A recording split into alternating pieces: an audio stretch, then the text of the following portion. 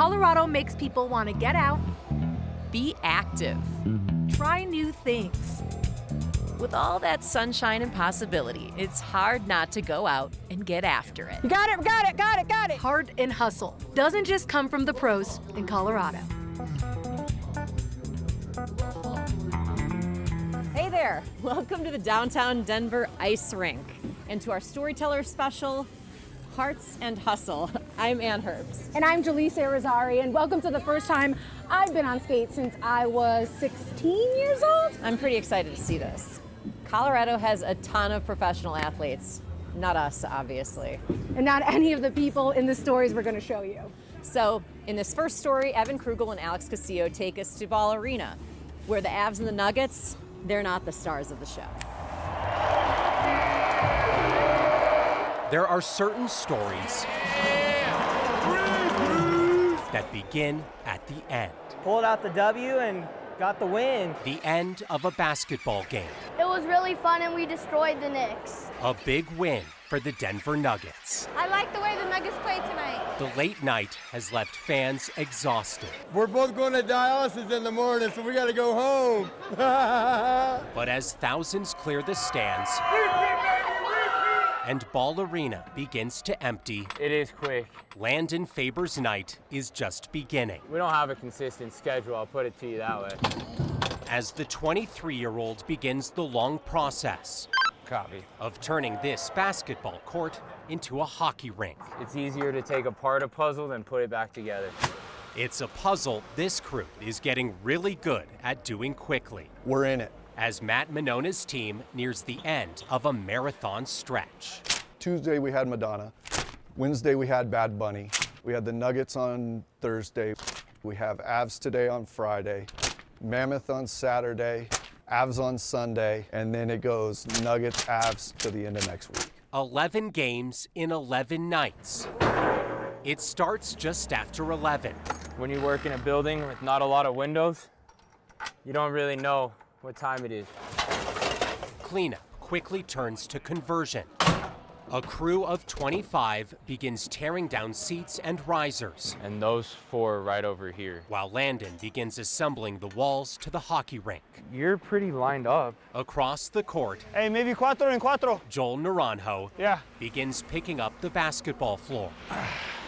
232 pieces of it that have to be stacked and secured before crews can begin peeling back 600 pieces of thick insulation, revealing the hockey ice below, which stays frozen underneath the basketball court all winter long. It was like a fairy came in and sprinkled dust. And bam, there we go. And now we're in hockey, right? The switch from basketball to hockey takes about 3 hours. The switch back to basketball takes about 4. Basketball, we always say you're building everything. So it's always going to take a little bit longer when you're building everything than when you're going to hockey, you're basically ripping everything out. And doing this 11 nights in a row requires a little bit of help. 3-4 energy drinks a day, bud. Oh, an ungodly amount of caffeine. Energy that keeps this crew moving early into the morning. Hours worth of work resulting in this. It's like the final stretch, you just get ready for it and you try and knock it out as quick as possible. Then it's the final check, do a walk, make sure there's no tools, anything left around, and then off to go home and try to get some sleep. After a few final touches, the floor is ready, just in time for the next round of fans to come streaming in. Let's go Avs! We're gonna kick some butt tonight! This time, it's hockey fans, Let's go, Avs. ready to watch the Avs win. And while these fans likely have no idea what happened here overnight, I doubt it. Matt says it's all worth it to see this excitement and this energy. Night after night after night. They're really awesome at what they do. Yay! We got our skates on! That looked exhausting, but probably as exhausting as skating for the first time in like 15 years. Yeah, you're not wrong. And for the first time, breakdancing was part of the Olympics. And can you pop and lock it? I absolutely cannot and will not do that. I met some women who do not go viral like a certain Olympian did this summer, but that's not the goal. That case of the Mondays hits a little different for LaToya Garland. I think it's the speaker. Even an uncooperative sound system Create the vibe, so. can't get her down. Yeah, it's not the same without music. Otherwise, you're just gonna hear us breathing heavy in here and thumping around, yeah. LaToya is part owner of School of Breaking in Aurora. Oh, nice, nice. The start of her week moves quick. Hey. The dance is familiar, but the people put a spin on things. Not a lot of women, and definitely not a lot of black women and girls break. Every Monday night for a few hours, women and girls get their turn on the floor. It's the idea of representation. If I don't see myself doing a thing, I may not believe that I'm capable. People like Sarah Towsley work on skills in a judgment-free zone. When it's just the girls, it's a little bit more free. You can maybe try something you wouldn't try in the other spaces. How you doing? Good to see you. Let's go. Let's go. Hey! This space is something LaToya never imagined for herself. I went to college for engineering. I'm a graduate of Colorado School of Mines with a bachelor's degree in engineering with an electrical specialty. After work, she'd bring her son here to learn breaking. After about 6 months of just sitting in the lobby watching, I told myself I could do that too. LaToya not only did it, Nice. after getting laid off from her tech job in 2019, she bought it. I have yet to find another black woman who owns a breaking school in the United States. It just creates representation, you know, and especially in Aurora and where we're at, being able for other young black girls to see a black woman thriving. This work is bigger than this school, it's bigger than me. Breaking is tough. Now I'm ready. But these girls and women are strong. Headspin time. Stumbles, they're just part of the process. Woo! LaToya always gets back up. Almost made it around one time. So no one gets down on Mondays. Unless, of course, it looks cool. All right, we made it on the ice. Sick. Lisa, you got any moves like those ladies? No, I am not looking to go viral. Up next, we hit the climbing gym and baseball diamond and meet some more Colorado stars.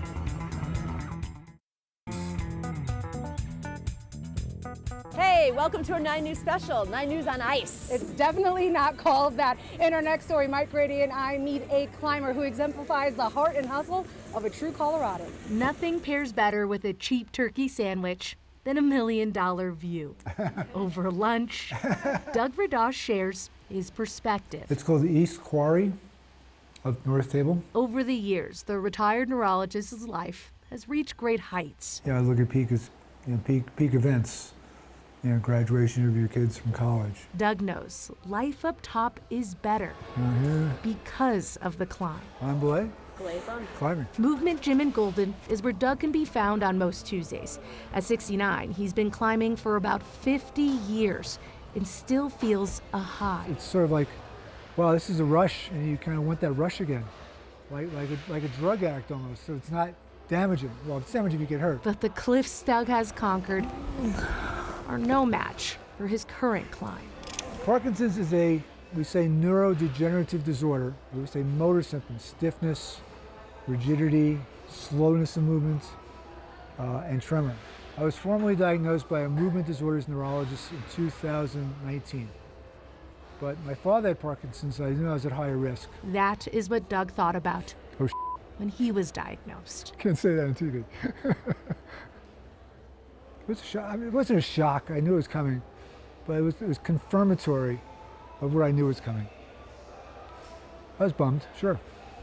I was bummed. But sadness did not set. You have Parkinson's too, right? I do, yeah. Okay, so, Yeah. so he's a participant. He has Parkinson's as well. Doug keeps control. He's looking good. Along with Jared Sachs. Nice, Jared. Diagnosed with the disease at 34. I'm an avid climber, and I've really been looking for people within the community that are going through the same thing I am. Jared found it with help from Doug. You climbing Quick Creek? I have, yeah. We go to Stunt a lot. Doug started a chapter of Upending Parkinson's, a program created in Virginia by a gym manager and physical therapist. Nice. Who saw an improvement in symptoms from her climbers who have the disease.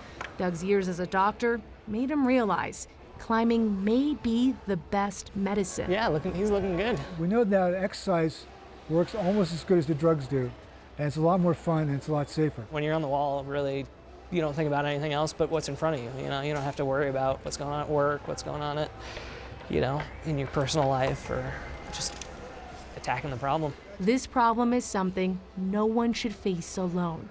Doug hopes more people like Jared will join him and see for themselves how a climb can change more than the view. Mostly peaks. Yeah, a couple valleys, sure. It's not over yet, come on. Doug tells me they are still climbing at Movement Gym in Golden, and they're always looking for some new participants. You know, people in the state are kind of known for being super active. Yeah, kind of like me on skates. Not like that at all, but Tom Cole will introduce us to a family in this next story whose love of softball is timeless. Teams, like in any sport, second base! Really can be like family. You got it. Nowhere was that more evident Ma, she's heading on this side. than at Addenbrook Park in Lakewood on Tuesday morning. Whoops. 69-year-old Deborah Johnson is playing softball with her 90-year-old mom. It's like a dream come true. It's just kind of really cool. When I was in high school, she was my high school softball coach for my sister and I. There it is, Denise. Oh yeah, there's another member of the family on this team. I am Denise, the middle child, and I am 66. This family affair reminds me of the old saying, you're a peach, and if there were two of you, you'd be a pear. Oh, there's three of us, so what are we, triple sec? Actually, there's another. Gentleman over there that's keeping score for us is my son. Dean wants to write down a hit for you. Dean, and I'm 62, is taking over the scorekeeping for his dad. It's impressive and scary. It only takes a fall. But we would much rather have her happy and enjoy it, because if she sat home, she wouldn't be happy. The gang is here. They're all here except Dad, who passed away in June. Strike. My mom and Dad were a team. They were always together. Oh, you made all those outs, Mom. Good job. You look good. It looks as if this group is really more than just a team. Looking good, ladies. Even though I'm really bad at baseball, I want that to be me when I grow up. And I want to be an Olympic skater. No. Whatever. Next up, we talk to a few people who can actually be Olympians one day. Welcome back. I'm about to perform a quadruple axel. Dude, do you even know what that is? Not really. Anyway, in this next story, Lauren Scafidi and Foster Gaines are going to teach us something about fencing. Yeah, and the man that shows up for the kids, he coaches. En garde. Fencing is much more than the final attack. Yeah, it's a lot of work. It's really hard to get better if you're only coming 1 or 2 hours a week. Commitment starts with their coach, Ender Medina. I would not have invested my time in the way that I have if not for Ender. Ender shows up to the Denver Fencing Center every single day One. to pass down all he's learned to his students like Sam Burke. And if he wants to get us to do like a certain action, he'll just show us the action and then hit his blade, and then we'll do the action. You probably saw that. 2, 1, 2, retreat, lunge. Good. Okay, relax, yes. Ender has a go-to list of phrases. Long, sino corto. Poc, poc. The young fencers know them all. Power. He says power a lot. Oh. Fast, better, and power, I think, are probably the most he uses. Because those are some of the only words his students will understand. Yo tengo muy poquito inglés, ¿verdad? Y los chicos tienen muy poquito español, nada más el español que le enseñan en el colegio. A lot of hand motions. Still, everyone is on the same page. Yeah, for the most part, yeah. Yo me entiendo, yo los entiendo, eso somos felices. Ender left Venezuela for Denver a few years ago. Porque en Venezuela, con el gobierno actual, no se le estaba dando mucho apoyo al deporte. Last May, he found Denver Fencing Center. En la entrada le dije al señor que estaba allí que yo era entrenador, que yo era de Venezuela y era entrenador de esgrima. The passionate coach Now 5, power. Oh, yes. found friends that turned into far more.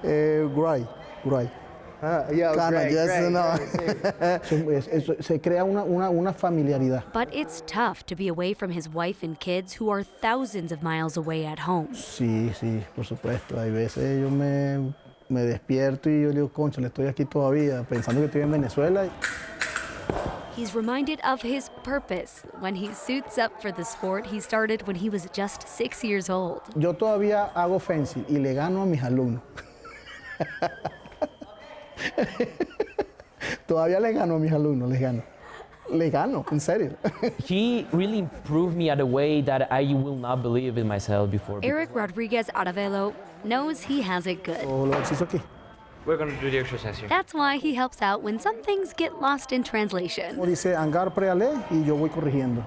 So we're going to do no more combats. Eric notices Ender's English getting better, but something as simple as a few letters can make all the difference. Okay, for example, fast. He doesn't fast, he said flash, like the character. So every time he was meaning like, come on, we need to move faster, he was saying flash, flash, flash. I mean, he's been around here for long enough that like a lot of his hand motions and words, even if they don't actually mean anything, kind of mean things to us. Vanguard, ready, face. There's more to coaching than just commands. Meet preparation, good. And hard work is a language everyone can understand. Ready. Face. Okay, not all sports require you to be athletic or even break a sweat. Some just require skill. Our Mark the Shark Zalella takes us to a yo-yo championship. Colorado State champion becomes Patrick Canny. So we're at the People's Building in Aurora, Colorado, and it was the Colorado State Yoyo Contest today, and I was able to get the state championship, so it was really cool. I started yo-yoing back in 2009. Coming to contest here in Denver was like a really big part of my start in yo-yoing. So yeah, I've been coming to these contests for years, and it's awesome to kind of come back and do another routine. I'm super thankful for the yo-yo community here in Colorado specifically. I think Colorado's got like one of the best yo-yo communities in the country at this point. John Gates? Oh yeah, dude, that guy's like one of the heroes of the Colorado yo-yo community. Oh, yo-yoing is my life. Basement, all the way to the top, all the way to the bottom. John's like been instrumental to like the growth of the community. You know, my name is John Gates. I've been yo-yoing since 1976. I went professional in 1990. So, traveled all over the world doing yo-yos. It's a bad pun, but it's a great way to unwind. We all use the yo-yo as a central tool to hang out and just have a good time. Some of my best friends and first friends are through yo-yoing, and like getting to see them year over year is like, it's a highlight for me for sure. So I'm just super thankful for that. It's a universal language. We've got people from all walks of life, all different belief systems that come together all just for the fun of it. Yeah, like that was cool and all, and they could yo-yo, but look at me backwards skating.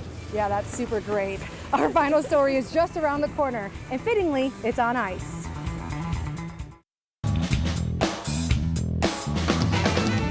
Hey, I know you're all sad because we're almost done here and you haven't seen that weirdo do a backflip on ice yet, but we got one more shot. We end where we started, at Ball Arena, where our hockey-obsessed Amy Hunter takes us for a ride. It's a staple at every ice rink, with speeds topping 9 miles per hour. It's a beast of a machine.